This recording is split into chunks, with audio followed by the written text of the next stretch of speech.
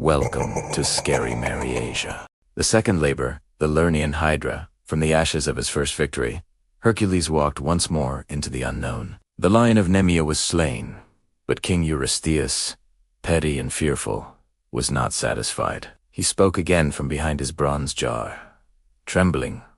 "Go now, Hercules, to the foul swamps of Lerna.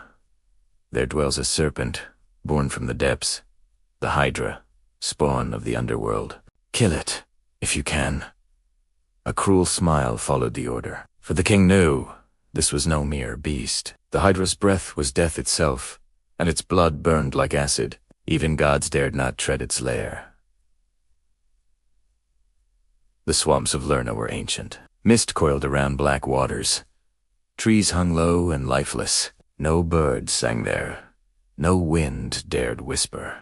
Hercules came alone, the stench of decay thick in his lungs. Beside him, his young nephew Iolaus, faithful and brave. Together, they searched the fetid marshes until the air grew heavy and the water began to move. At first, they saw only ripples. Then, beneath the surface, 9 shadows twisting like smoke. And from the darkness, the Hydra rose. 9 heads. 9 mouths filled with venom and fangs like swords. Its central head, immortal. Its breath, poison. The ground itself hissed where it fell. Hercules lifted his torch and charged. The first swing of his club crushed 1 head, but 2 grew in its place. Each drop of blood that fell to the ground became a writhing serpent. He struck again and again. Each blow, birthing more horror. The Hydra's screams echoed through the swamp like 1,000 trumpets of war. It lunged, its teeth tearing through shield and armor. Hercules staggered, gasping as the poison burned his skin.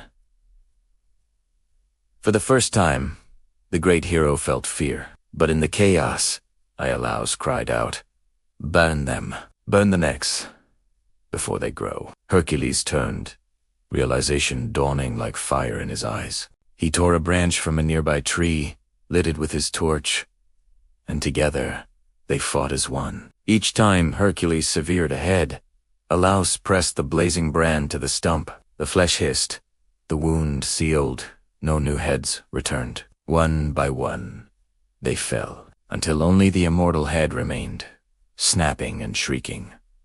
Hercules lifted his sword, but paused. He could not kill what could not die, so he crushed it beneath a massive boulder torn from the earth itself. The swamp fell silent. Steam rose from black waters, and the Hydra of Lerna, scourge of men and gods, was no more. When Hercules knelt beside the fallen monster, he noticed its blood seeping into the ground, thick, dark, and smoking. Even the plants it touched withered to ash. He dipped the tips of his arrows into the venom, knowing that no wound struck by them would ever heal. From that day forth, his weapons carried death itself. When he returned to King Eurystheus, the coward sneered and said, "This task shall not count. You had help from another." But Hercules said nothing, for he had learned something greater than the value of a king's approval. He had learned that strength alone is nothing without wisdom, that even gods fall to arrogance, and that true power lies not in the hand, but in the heart that wields it. Thus ended the second labor, the slaying of the Lernaean Hydra. A victory forged in pain, sealed in fire, and destined to echo through the ages. But the road of redemption is long, and darkness waits ahead. For the next trial would test not his strength, but his patience, and the favor of the gods themselves. End of labor. TWO. Thank you for watching. If you enjoyed the video, please subscribe to the channel and don't forget to like, share, and comment.